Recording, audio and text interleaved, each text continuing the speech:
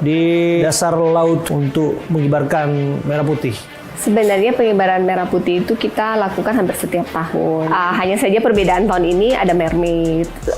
Saya sebagai mermaid menyerahkan bendera.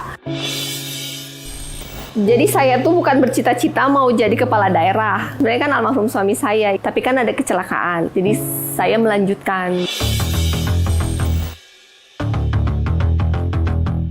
Saya kan gubernur perempuan yang pertama di Maluku Utara. Saya nggak suka seremonial. Saya bilang program angin. Bagaimana Bu Sherly turun langsung menghadapi aksi massa? Kita turun mendengar apa aspirasi mereka, sehingga kemudian tidak berkelanjutan.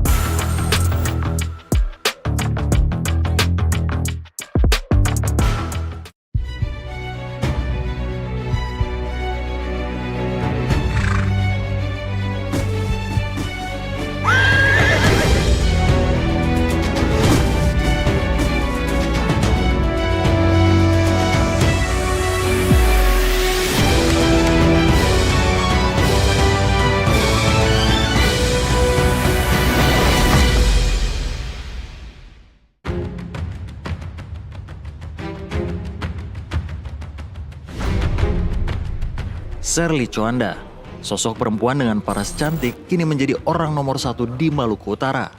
Wanita kelahiran 8 Agustus 1982 ini menjabat sebagai gubernur menggantikan suaminya Benny Laos yang tewas akibat insiden kecelakaan speedboat 12 Oktober 2024.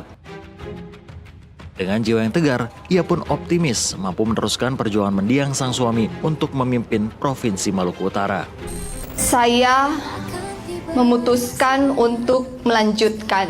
Mari kita ubah rasa kehilangan kita menjadi rasa penghormatan kita kepada Pak Benny Laos. Sejumlah program pun telah disiapkan sang gubernur selama 5 tahun ke depan. Mulai dari peningkatan kesehatan, sarana pendidikan, hingga pengentasan kemiskinan menjadi prioritas utama untuk mengubah negeri rempah menjadi lebih baik.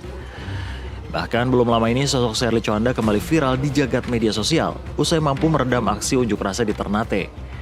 Dengan penuh keberanian dan ketenangan yang dimiliki, Sherly menemui para pengunjuk rasa untuk mendengarkan aspirasi mereka. Kehadiran Sherly pun dianggap sebagai wujud keterbukaan pemerintah dalam merespons aspirasi masyarakat. Jalan, padahal kita semua ini kan ada banyak mama-mama yang makannya dari pendapatan harian. Jadi kalau ekonomi berhenti kan kasihan juga mereka ya. Kita ini semua rakyat Indonesia, merah putih, mau yang terbaik. Sebelumnya Sherly Coanda juga viral di media sosial usai menggelar upacara kemerdekaan Indonesia di bawah laut dengan menggunakan kostum layaknya Putri Duyung atau mermaid. Sherly dengan hikmat mengikuti rangkaian pengibaran bendera merah putih di bawah laut Maluku Utara. Lantas, pendekatan seperti apa yang sesungguhnya dilakukan Sherly Coanda untuk memajukan negeri rempah Maluku Utara? Dan berikut perbincangan Abraham selengkapnya bersama Gubernur Maluku Utara, Sherly Coanda.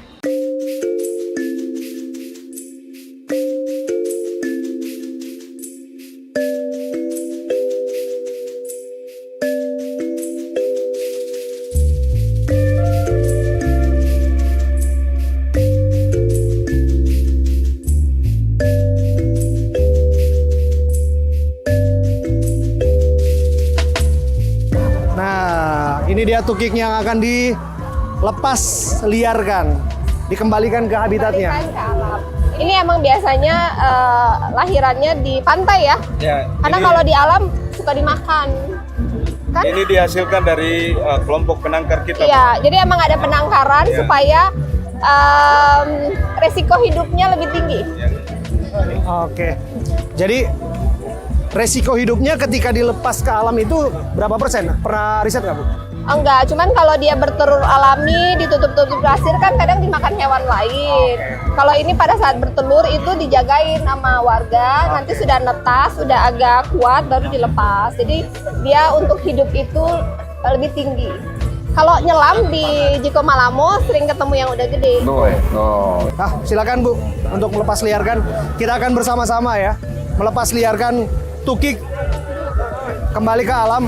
Pinggir sini aja Bu. Sini aja jalan, nanti dia jalan. Ya, dia jalan untuk sensornya bisa. Iya, untuk dia latihan.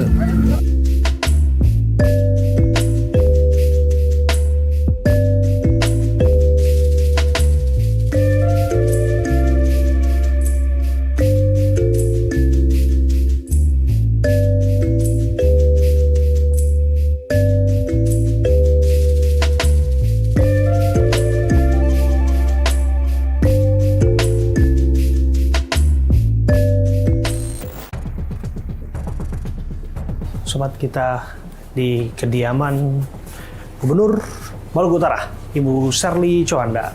Saya Abraham Silaban akan wawancara dengan Bu Sherly. Belakangan Bu Sherly viral mengenai penanganan aksi unjuk rasa yang ada di Maluku Utara.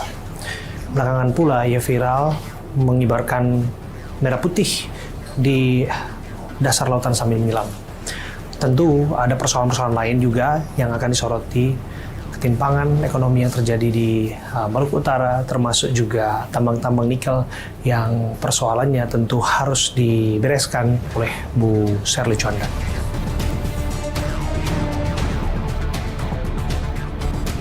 Saya Abraham Silaban, kami diterima dengan baik oleh Bu Gubernur Maluku Utara, Ibu Sherly Coanda. Terima kasih Bu sudah menerima kami.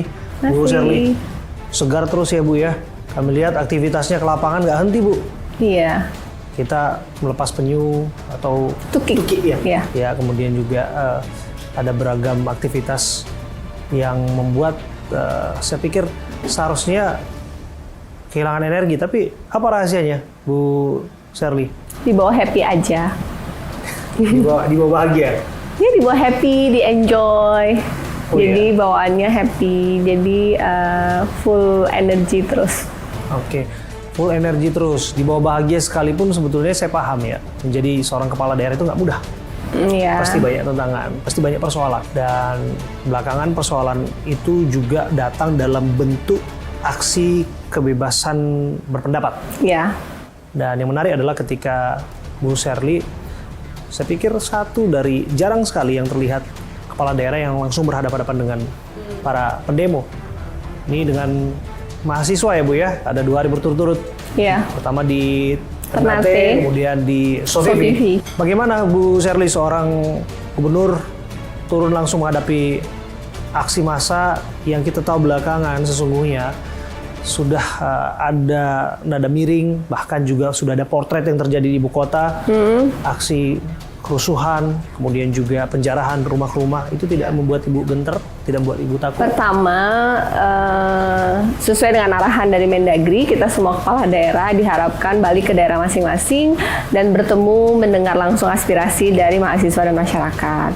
Yang kedua, bercermin dengan apa yang terjadi di pusat.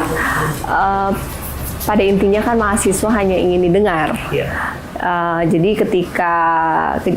ketika masyarakat dan mahasiswa berkumpul di tanggal 1 dan tanggal 2 ingin menyampaikan aspirasi mereka, saya selaku kepala daerah provinsi berkoordinasi dengan Forkopimda provinsi, dengan wali kota, kita turun mendengar apa aspirasi mereka sehingga kemudian tidak berkelanjutan. Karena kan di sini biasanya rata-rata aktivitas itu udah selesai di jam 6 sore karena kan waktunya sholat. Kemarin saya bertemu mahasiswa itu kalau nggak salah jam 3:30 atau jam 4 gitu, jam 4 kayaknya. Ini yang di Sovivi? Itu yang di Ternate. Ya, setelah bertemu memang sempat agak memanas ya, sempat lempar-lemparan karena mereka ingin menduduki kantor DPRD Kota Ternate, tapi kan dihalangin oleh polisi. Jadi mereka mencoba menerobos, akhirnya kalau lihat di sosmed kan agak sedikit memanas, tapi kemudian baiknya di sini ketika waktunya sholat semuanya break, sholat dulu. Kemudian selesai sholat kita turun mendengar aspirasi mereka, setelah itu mereka bubar. Ketika Ibu turun, Ibu tidak takut? Bahwa ada kekhawatiran saya bakal dilempar, ada kekhawatiran itu ada, tapi karena sudah berkoordinasi dengan Forkopimda, ada Pak Kapolda, ada Pak Danrem dan Lanal yang mendampingin, jadi saya lumayan tenang sih dan berdoa dan kan niatnya baik mendengar aspirasi. Kemudian saya selalu menganggap masyarakat Maluku Utara itu anak-anak saya, jadi ya mendengar dengan niat baik dan bersyukur kemarin berjalan dengan baik. Tapi pada prakteknya memang aksi unjuk rasanya tidak ada yang sampai rusuh ya Bu ya? Pada prakteknya sampai dilempar-lempar. Pembakaran. Ada bakar-bakar ban, bakar ban, lempar-lempar. Ada beberapa luka, masuk rumah sakit, tapi ya terkendali lah, relatif terkendali. Tapi kan melihat potret yang ada di ibu kota Bu, dan juga bukan hanya di ibu kota ya, ada di berbagai kota, provinsi. Nah ini cukup mengkhawatirkan keadaannya. Iya. Dan Karena nggak pingin sampai ya, jadi saya memilih untuk turun mendengar langsung biar selesai daripada kemudian berkelanjutan sampai malam terus khawatir ada yang terbakar, kan semuanya rugi. Nah, Ibu sudah menyinggung hantu masa lalu itu. Apakah kemudian tidak ada bayang-bayang kemudian untuk mengambil langkah pada saat itu? Keadaan sudah tidak terkendali. Ada hal yang harus diperhitungkan, jangan sampai terjadi seperti layaknya 98. Ibu seorang perempuan, dan kita tahu juga secara identitas Ibu juga minoritas. Ini bukan bicara soal primordial, kita bukan bicara soal isu SARA, tapi ini bicara mengenai realitas politik yang ada, begitu. Ibu nggak pernah terbesit untuk paling nggak terbang dulu ke suatu tempat yang aman bersama dengan keluarga dan sebagainya? Enggak ya. Memang ada beberapa teman saya yang kemudian menyarankan atau ada yang berangkat, tapi feeling saya positive thinking tentang Indonesia. Saya tidak merasa bahwa akan sampai ke situ. Bukan meng-underestimate, cuman saya positive thinking bahwa segala sesuatu, bahwa sebenarnya kan kalau mungkin agak berbeda case yang kemarin dengan yang 98. Saya melihat case yang ini sebenarnya murni mahasiswa hanya pengen didengarkan. Bahwa kemudian dalam proses mengutarakan pendapat kemudian ada entahlah ada yang bilang penyusup atau sesuatu yang terjadi di luar kendali, perusuh, itu saya nggak tahu. Tapi pada dasarnya kan mereka ingin menyuarakan aspirasi mereka. Masyarakat merasa bahwa ekonomi itu sekarang susah. Mereka merasa bahwa Hidup semakin sulit. Iya, hidup semakin sulit, dan saya mengerti.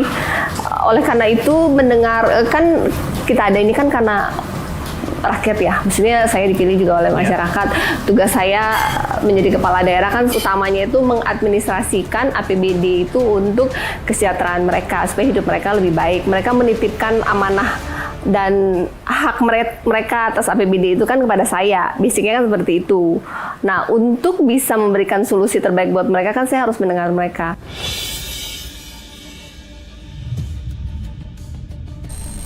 Dan memang kan faktanya banyak yang curhat bahwa ekonomi itu tidak berjalan dengan baik saat ini. Ketika Ibu mengatakan memang kondisi berbeda dengan 98, tapi dalam perspektif lain bisa dilihat ada kemiripan. Salah satu kemiripannya adalah penjarahan. Iya. Dan kalau kita lihat dulu 98 yang dijarah adalah toko-toko, dan kali ini lebih nekat lagi. Iya. Yang dijarah rumah pribadi.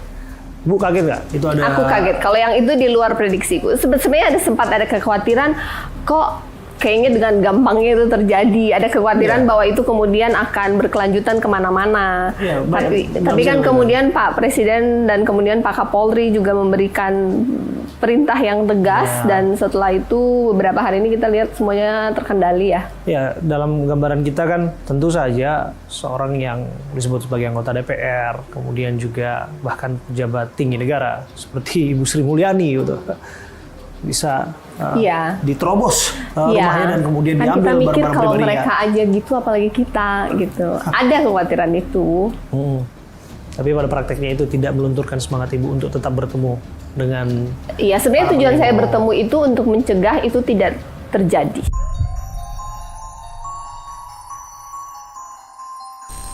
Saya merasa bahwa mungkin jika didengar di awal-awal dan ya itu pendapat saya, tapi kan mungkin ada hal lebih besar yang kita tidak tahu ya. Jadi saya bertemu sebenarnya supaya kan tujuannya menyampaikan aspirasi. Betul. Kita turun mendengar, kita cari solusi, kita berikan beberapa opsi solusi. Kan udah kan, mission accomplished. Oke. Ya, biar kemudian tidak merembet ke hal-hal yang tidak diinginkan. Dan Ibu kemudian viral tuh, menyangka nggak viral itu? Enggak sih, tadinya nggak menyangka. Saya memang rutin mengupload semua kegiatan saya. Rutin mengupload atau rutin apa ya disebut belakangan ini memviralisasikan kegiatan? Sebenarnya semua kegiatan saya upload. Jadi setiap kegiatan saya upload. Lebih ke kemudian masyarakat tahu saya ngapain. Dan ya ada beberapa video yang kemudian algoritmanya keluar dari Maluku Utara. Oke. Iya, dan itu yang membuat kemudian Bu Sherly Coanda tidak hanya menjadi tokoh yang ada di Maluku Utara, tapi juga perhatian, bisa saya katakan perhatian dari hampir di seluruh penjuru Nusantara gitu Bu. Termasuk sebetulnya ya tone positif bagaimana Ibu menangani para pendemo, itu salah satunya Bu. Tapi balik lagi Bu, ada saja tetap ya berpikir negatif di balik itu tentu saja. Ada yang mengatakan, oh jangan-jangan ini sudah settingan, jangan-jangan ini sudah direka-reka dan segala macam. Ibu menanggapi seperti apa? Saya sih tidak pernah menanggapi apa kata orang. Yang penting saya tidak seperti ya buat masyarakat yang ada di situ hari itu ya memang bukan kan saya tidak bisa merekayasa demo ya. Emang kita udah tahu bakal ada demo berapa hari sebelumnya. Saya juga sudah berencana untuk turun bertemu dengan mahasiswa dan ya semua jalan natural gitu aja. Dan kan begitu banyak kamera yang ada di situ juga. Sumber postingan juga bukan dari sosmed saya aja. Kayak contoh kemarin ada P3K yang administrasinya ya saya batalkan SK-nya. Kalau nanya anak-anak